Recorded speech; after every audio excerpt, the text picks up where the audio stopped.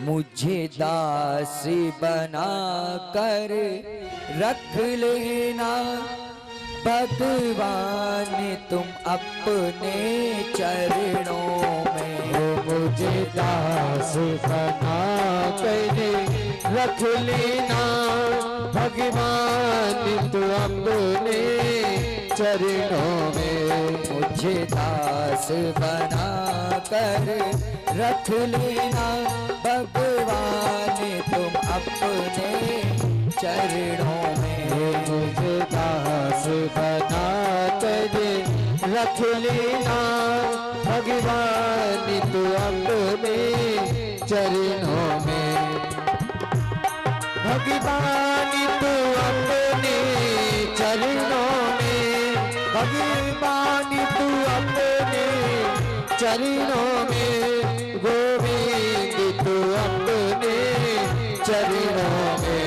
मुझे दास बना कर रख लेना गोविंद तू अपने चरणों में। जय हो।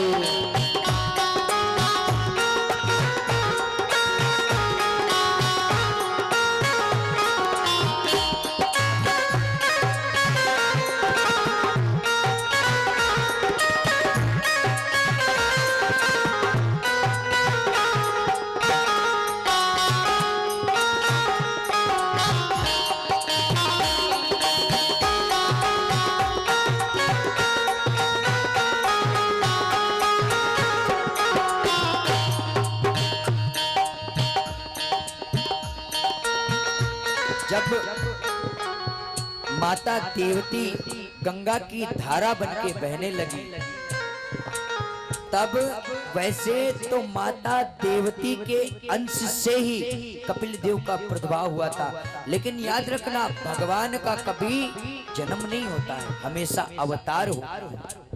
लेकिन जब भगवान का अवतार हुआ,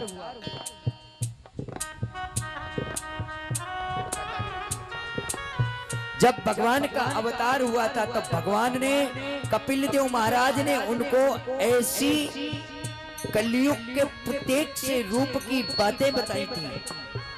उन्हीं को सुन करके संसार से अपना मुख को मोड़ करके गंगा की धारा बन करके बहने लगी थी और कहती हैं कि प्रभु भक्त जो भी ठाकुर जी के होते हैं बड़े निराले होते हैं और कहते हैं कि प्रभु मुझे जीवन भर अपना साथ देना और मैं आपके शरण में और आपके सत्कर्म में सेवा में हमेशा अपना जीवन व्यतीत करता रहूं। मैं भला हूँ तेरा तेरा हूँ, मैं भला हूँ पर मैं तेरा हूँ। मैं भला बुरा हूँ तेरा हूँ, मैं भला बुरा हूँ तेरा हूँ। मैं भला बुरा हूँ तेरा हूँ, मैं भला बुरा हूँ तेरा हूँ। तेरे द्वार पे डाला तेरा हूँ, तेरे द्वार पे डाला तेरा हूँ। तेरे द्वार पे डाला तेरा हूँ, तेरे द्वार पे डाला तेरा हूँ। मुझे चाह कर जान के रख लेना, मुझे चाह कर जान के रख लेना भगवान तुम अपने चरणों में। मुझे दास बना कर रख लेना भगवान तू अपने चरणों में। भगवान तू अपने चरणों में। घनश्याम तुम अपने चरणों में, गोविंद तू अपने चरणों में। अपने चरणों में। हो मुझे दास बना कर रख लेना भगवान तू अपने चरणों में। मुझे दास बना कर रख लेना भगवान तू अपने चरणों में।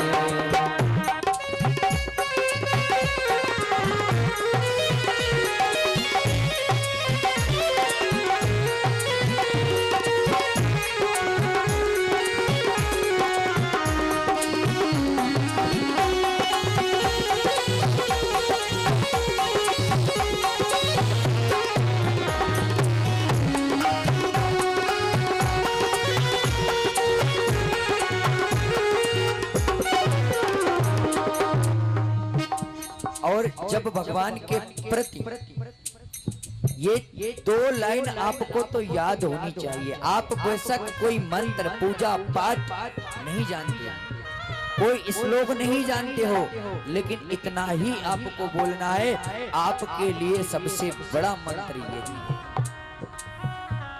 इसको आप एक नियम बना लो कि मुझे सो करके जगना है, अपने घर का काम करके जब हम अपने भगवान की पूजा घर में जाएं तो हमें इन 2 लाइनों को जरूर अपने मुख से बोलना चाहिए। जैसे हम भगवान की भक्ति की बात करते हैं तो भक्ति और मुक्ति भगवान के भजन से ही मिलती है। आप बुरे कर्म करते रहो, सोचो मुक्ति मिल जाए तो आपको मुक्ति नहीं मिलेगी, सोचो भक्ति मिल जाए तो भक्ति नहीं मिलेगी।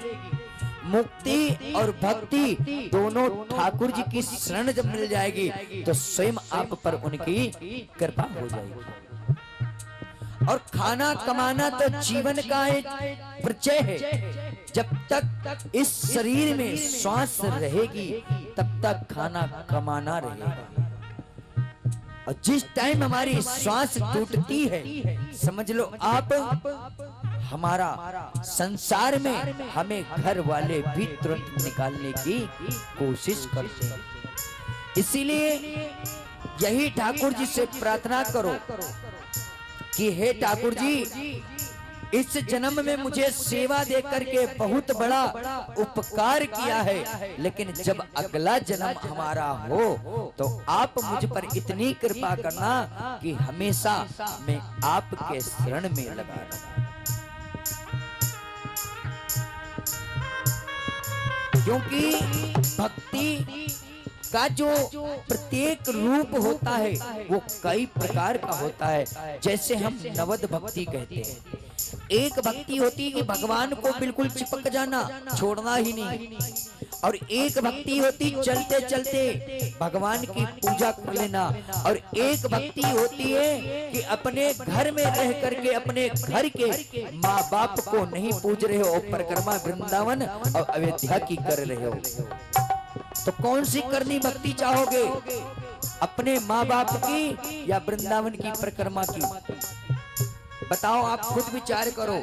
फल आपको तभी प्राप्त होगा आप चारों धाम घूम के आ जाना, और अगर तुमने अपने माँ बाप को नहीं सेवा करी, अगर उनका पालना, ये नई बहुएं जो आ रही उनके लिए भी है, तुमने अपने जन्म देने वाली माँ को देखा है, लेकिन ऐसा नहीं है। जो तुम्हें जन्म देती है वो तो तुम्हारी माँ है, लेकिन जो तुम्हें पालती है, देखती है, शादी होने के बाद तुम्हारी डिमांडें पूरी करती है, वो तुम्हारी सबसे बड़ी माँ होती है।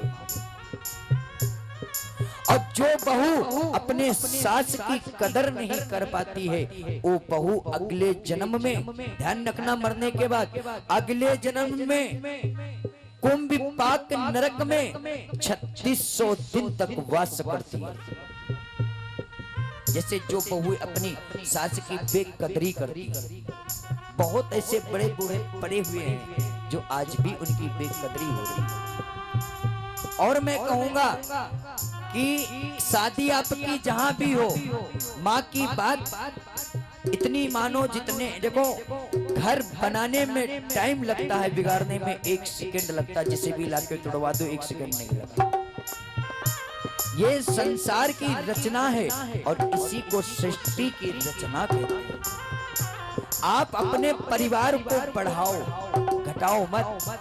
घर बनाओगे, तोड़ोगे, बनाओगे, कितनी जगह तोड़ोगे, बनाओगे, लेकिन शादी एक बार होती है, विवाह एक बार होता है, और जो एक बार हो जाता है, जो तुम्हें पति के रूप में मिल जाता है, जैसा है काना लंगड़ा लूला जैसा भी है तुम्हारा पति, और तुम्हें सेवा उसकी करनी पड़ेगी।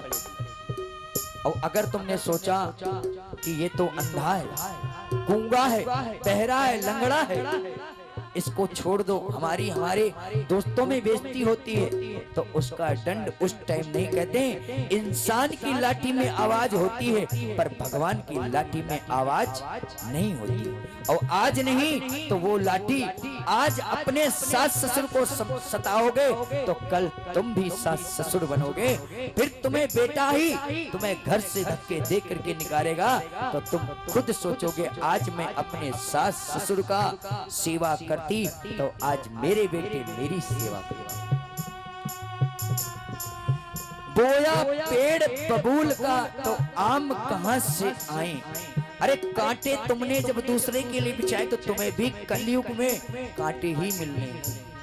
और कलयुग में कोई 2-4 साल नहीं, 2-4-6 महीने में ही फल मिलता है, ध्यान देना। अभी कलयुग 5000 वर्ष हुआ है, लेकिन आने वाले टाइम में जब कलयुग 25,000 वर्ष पार कर पाएगा तो अगर तुमने बुरे कर्म सुबह करे हैं तो उसका फल तुम्हें शाम तक ही मिल जाएगा।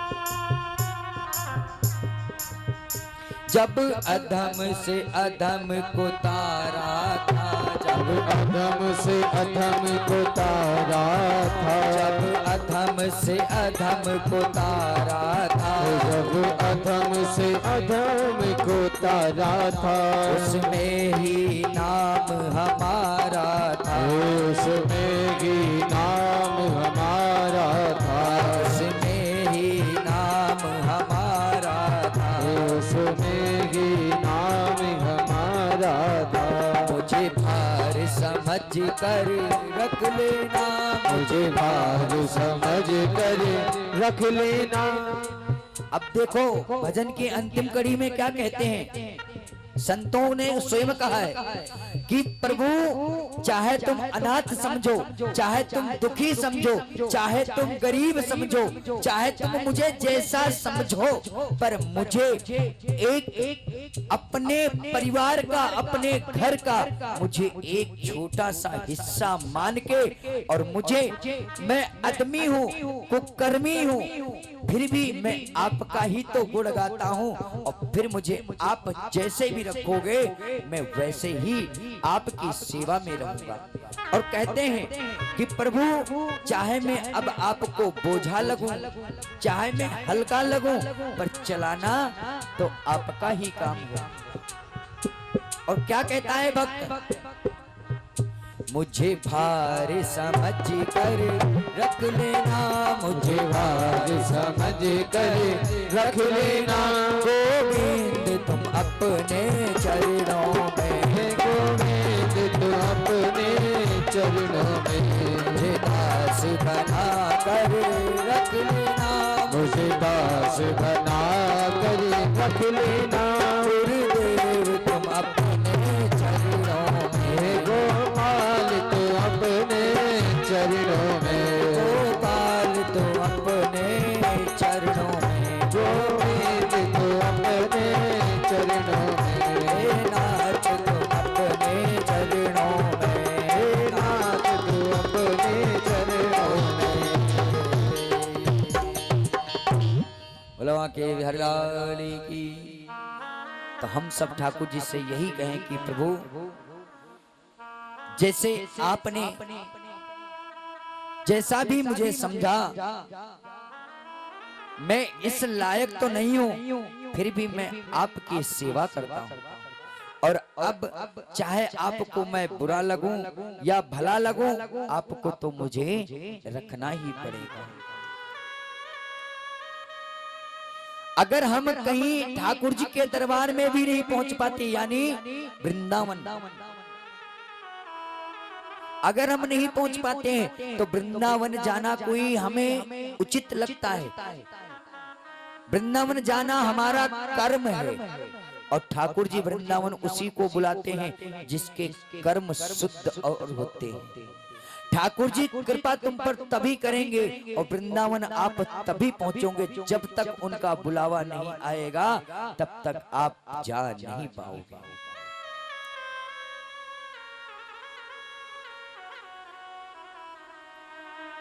कोई जाए जो वृंदावन, मेरा पैगाम ले जाना। कोई जाए जो वृंदावन, मेरा पैगाम ले आना। मैं हूँ नहीं काबिल, मैं हूँ नहीं काबिल, मेरा परिणाम ले जाना। तेरे दरी पे आता हूँ, मुझे पर श्याम इतनी कृपा करना। कोई जाए जो वृंदावन, मेरा पैगाम ले जाना। अगर हम नहीं पहुंच पाते हैं तो ठाकुर जी के तक खबर तो पहुंचा ही सकते हैं। और यही कहना कि ठाकुर जी इतनी कृपा बनाए रखना, हम अपने ग्रस्त जीवन को भी पालते रहें और आपकी भक्ति का रस भी प्राप्त करते रहें। इधर देवती माता का वंश आगे नहीं चला। जैसे देवती माता का वंश यहीं पे प्रत्येक रूप से गंगा की धारा बन के बहने लगा था। जो माता देवती थी, 3 बहन थी, और आकृति और प्रसूति जो बची थी।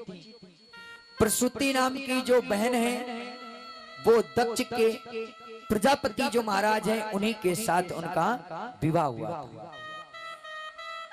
इसी दक्ष महाराज के घर में माता सती का प्रादुर्भाव हुआ था। सती माता जो देवती माता थी, इन्हीं के घर में पुत्री के रूप में माता सती का उत्पत्ति हुई थी। इन्हीं के द्वारा प्रत्येक रूप को मानते हुए दक्ष प्रजापति की जो पुत्री थी वही माता सती थी। वही माता सती अपने पति का अपमान देखा था, अपने पिता के घर पर अपने शरीर को त्याग दिया था। फिर यही माता सती राजा हिमांचल के घर में पुत्री बनकर के आई और भगवान की देवी देवताओं ने भगवान भोलेनाथ से प्रार्थना करी और कह दिया भगवान भोलेनाथ से कि प्रभु आप विवाह क्यों नहीं करते हो। जब विवाह की बात आई तो भोलेनाथ कहने लगे कि विवाह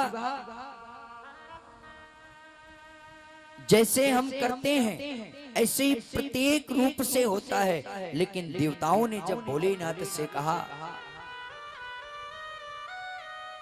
जो राजा हिमांचल है उनकी जो पुत्री है, यानी उनकी माता का नाम मैना है, उन्हीं की जो पुत्री है जिनको हम गौरा मैया भी कहते हैं, पार्वती भी कहते हैं, दुर्गा जी के भी नाम से जान, यही माता पार्वती है, यही दुर्गा है और यही काली है, यही चामुंडा है। बस इनके रूप अनेक अनेक हैं। क्योंकि भगवान शंकर से जब देवताओं ने स्तुति की और कहने लगे कि प्रभु आपको तो विवाह करना पड़ेगा, सभी देवताओं ने जाकर के राजा हिमांचल के वहां पर जाकर के बात चलाई। नारद जी का आगमन हुआ। नारद जी ने कहा कि मैंने आपकी पुत्री के लिए एक सुयोग वर देखा है। मैना माता ने कहा ने दूल्हे का फोटो तो दिखाओ। और कहने लगे नारद जी कि महाराज आपको एक बात कहूं, आपकी पुत्री बड़ी सुकून सी जिंदगी व्यतीत करेगी। कहने लगे महाराज वो कैसे। कहने लगे कि ऐसे भगवान भोलेनाथ रहते हैं कैलाश पर्वत पे, और जब तुम्हारी पुत्री का विवाह होगा तो कपड़ा धुलने की चिंता नहीं है। राजा हिमांचल ने कहा कि महाराज ये कैसे? कहने लगे सुनो, दूल्हा ऐसो हो वो कपड़ा पहनतो ही ना, बागांबर 24 घंटा लपेट के रहते हैं। कहने लगे अरे वाह, ये तो अच्छी बात है, और बताओ दूल्हे में कैसे कैसे गुण है? भैया जब ब्याह देखने जाते हो आप लोग तो 50 तरह की बातें पूछी जाती हैं, परिवार में मोहल्ले में पूछते हैं, और अगर कहूं ने भांजी मार दी तो ब्याह डिसमिस।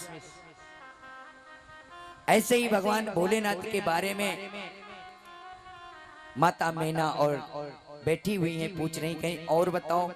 नारद जी ने कहा एक कमी और है। कहने लगी क्या? कह रहे हैं देखो, ना तो बिजली की चिंता ना पानी की चिंता। कहने लगे कैसे? चंद्रमा शीश पे सोता है और जटाओं में गंगा विराजी हैं। सबसे पहले कपड़े धुलने की चिंता नहीं, कोई काम ही नहीं।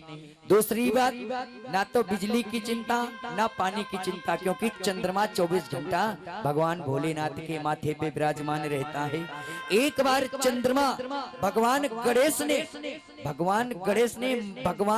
गणेश ने शिव जी के मस्तक से चंद्रमा को हटा लिया। शायद कथा आप लोगों ने सुनी हो या नहीं सुनी हो, लेकिन जब चंद्रमा हटाया तो महाराज चंद्रमा देवता वन विहार यानी घूम रहे थे। अब भगवान गणेश ने उस चंद्रमा को खिलौना समझा था और वो खेल रहे, जैसे चंद्रमा को उछाल रहे उतना ही चंद्रमा अपने प्रभाव में उछल रहे और अपने मन में हर्षित हो रहे कि अभी तक तो मैं पिता के सर पे बैठा था, अब तो बेटे के हाथ में आ गया, अब तो मेरा उद्धार वैसे ही हो गया। दूसरी बात नारद जी ने कहा कि ना तो बिजली की चिंता ना पानी की चिंता, और तीसरी बात सुनो, ना तो वहां गर्मी ना तो वहां ठंड, 24 घंटा कूलिंग ही कूलिंग है।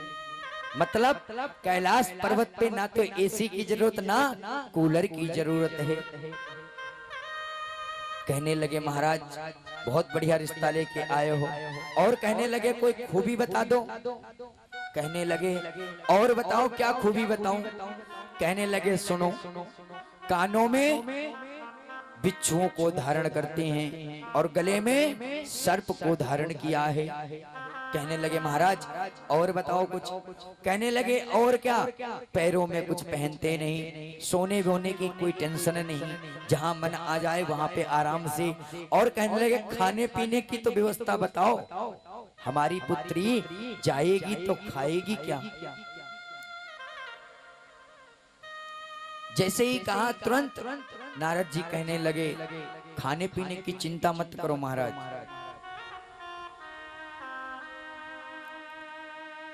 जो तीनों लोग बसाए बस्ती में खुद बसे वीराने में।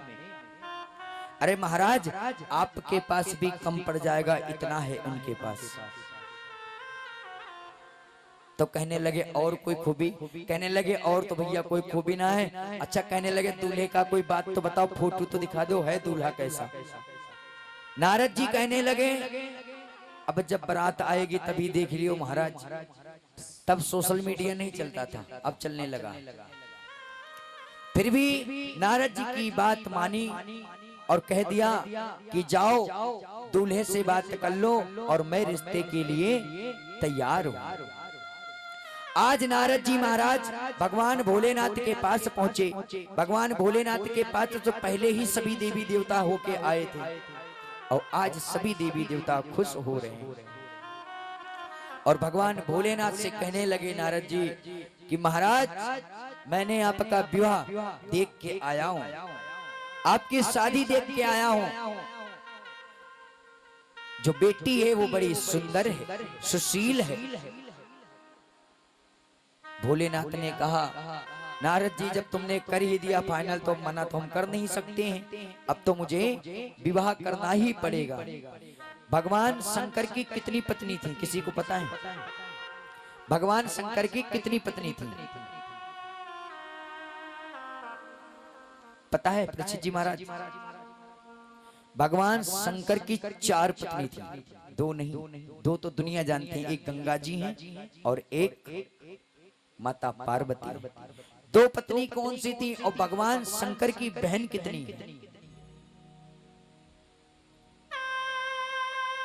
अब लोग ये भी कहते हैं भगवान शंकर जी के माता पिता का नाम क्या है, क्योंकि सृष्टि को तो ठाकुर जी ने रचा हुआ है और इसके पहले तो कुछ था नहीं।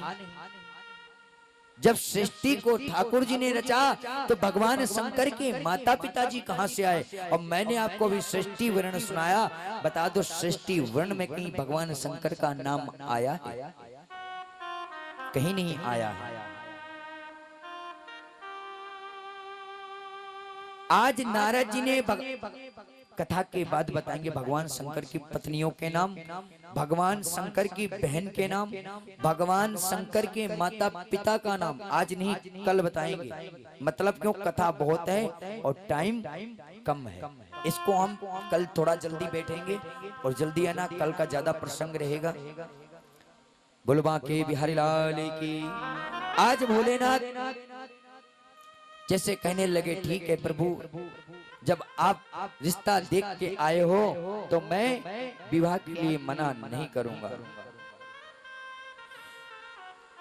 जैसे ही भगवान भोलेनाथ ने नारद जी से कहा, तुरंत नारद जी ने जाकर के दोनों तरफ की तैयारी करना प्रारंभ कर दिया। और आज भोलेनाथ तो भैया काले काले भोलेनाथ हैं, बिल्कुल भुजंग हैं। अब कहने लगे कहाँ गोरा इतनी सुंदर और कहाँ दूल्हा। नारद जी कहने लगे हमारा कार्य है ओनली विवाह कराना। गोरा कौन है, सुंदर कौन है, और सुंदर होता कौन है पता है आपको?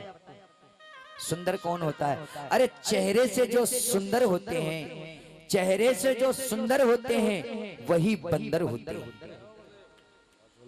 जो चेहरे से सुंदर होते हैं वही बंदर होते हैं, और जो दिल के सुंदर होते हैं वो सबसे सुंदर होते हैं। मतलब जब एक बार स्वयंवर हो रहा था तो नारद जी के मन में अभिमान हुआ था। क्यों? भगवान विष्णु को देखा था और मन में सोचा काश मैं भी इनकी तरह हो जाऊं। और वहां पर स्वयंवर हो रहा था। नारद जी ने इतना सोचा, उन्हें सुंदर तो ठाकुर जी देखो सुंदर हैं। आप देखा ठाकुर जी सुंदर हैं? नहीं, 1% भी सुंदर नहीं, लेकिन दिल के बहुत सुंदर हैं, तभी तो उनको लोग सुंदर बोलते हैं। और जो चेहरे के सुंदर होते हैं वह दिल के कपटी होते हैं, दिल में पाप रहता है उनके। अब भोलेनाथ तो काले हैं लेकिन दिल में पाप नहीं था, इसीलिए माता पार्वती और सती के लिए दोबारा उन्होंने विवाह किया। क्यों? माता सती जो थी अपने पति का अपमान देख करके अपने शरीर को त्याग दिया था। जब नारद जी ने जाकर के माता पार्वती सती जी को बताया था, जब नारद जी ने जाकर के माता पार्वती को बताया कि ये बताओ कि तुम्हारे पति तुमसे प्रेम कितना करते हैं, प्रेम आधार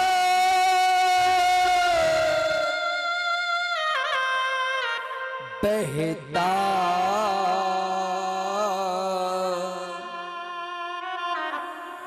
प्रेम करो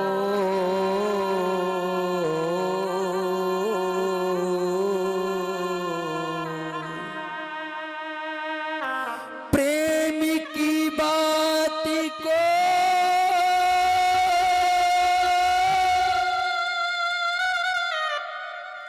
करती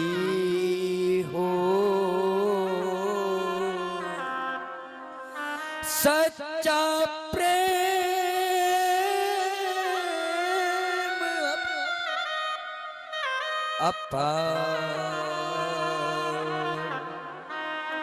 भोलेनाथ रोते हुए कहने लगे, देवी तुम मेरे प्रेम पे शक करती हो। तुमने ये मुझसे पूछा कि गले में जो मुंड माला है ये किसके हैं? ये किसी और के नहीं। मैंने अपने जीवन में आपसे ज्यादा किसी को प्रेम नहीं किया और आपकी याद मेरे दिल में बनी रहे, इसीलिए आपके सर को मैंने पिरो करके अपने गले में लटका लिया। और कहने लगे, देवी तुमने मुझे यहाँ तक बोला, तुम ऊपर से तो काले हो अंदर से भी काले हो। तुमने मुझे कपटी बोला, तुमने मुझे अशब्द बोले, फिर भी मैंने आपसे कुछ नहीं कहा। अरे प्रेम की भाषा वही जानता है जो प्रेम का संबंध जानता है। और देवी, मैं तो तुमसे इतना प्रेम करता हूँ, जितना मैंने तुमसे प्रेम सतयुग में किया था, इतना ही प्रेम तुमसे मैंने द्वापर में किया, इतना ही प्रेम तुम्हारे लिए मेरे कलयुग में भी रहेगा।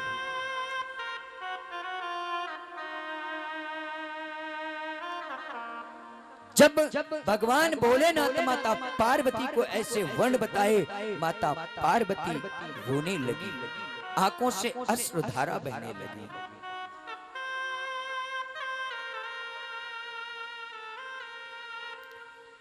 भोलेनाथ कहने लगे, देवी आपको ये भी नहीं पता है कि संसार में प्रेम की जो भाषा होती है, वो प्रेम की भाषा कोई जरूरी नहीं है कि घर वाले प्रेम हमसे करें। प्रेम एक वो शब्द है, अगर प्रेम एक पड़ोसी से हो जाए तो पूरा जीवन व्यतीत हो जाता है प्रेम की धारा में। लेकिन देवी, मैंने प्रेम किया है, प्यार नहीं किया है, क्योंकि देवी प्रेम का शब्द पूरा है, इसीलिए प्रेम पूरा है, और प्यार का शब्द अधूरा है, इसीलिए प्यार अधूरा है। घर संबंध रिश्तेदारी सब प्यार खत्म करा देता है, लेकिन तुम अपने रिश्तेदारी घर परिवार में अगर प्रेम बांट के चलोगे तो कभी तुम्हारे घर में लड़ाई और झगड़ा बिल्कुल नहीं होगा। सब्र करो। और ठाकुर जी स्वयं कहते हैं, भागवत में संतों ने कहा है, कर्म कर, फल की चिंता मत कर। और आज इसका मैं परिणाम दे रहा हूं आप लोगों के सामने। मैं यहाँ पर कथा स्वयं अपनी चंदा से करना चाह रहा था, लेकिन कथा प्रारंभ हो गई। पूजा पाठ का सामान जो हमारे परीक्षित जी महाराज हैं, सब कुछ लिख के दे दिया। परीक्षित जी महाराज और माता जी ने शाम को मुझसे कथा विराम हुई, सीधे जा करके कह दिया कि महाराज जी, व्यास जी, अब आपसे किसी से कुछ नहीं कहना है, ये कथा हमारे द्वार पर हो रही है, और ये कथा हमारी खुद की है और भक्तों की है, और हम कथा का पूरा खर्चा उठाएंगे। बोलो बांके बिहारी लाल की जय, बोली राधा रानी सरकार की जय। तो ये भागवत का भाव होता है और भक्त का मन होता है। काफी दिनों से विचार बनाते हैं हर चीज का, लेकिन जब तुम विचार करोगे तब वो काम नहीं कर पाओगे, लेकिन जब तुम विचार नहीं करोगे तब वही काम तुम्हारा हो जाएगा। और सोचा हुआ कभी होता नहीं, और जो सोचोगे नहीं वही होगा। जय हो।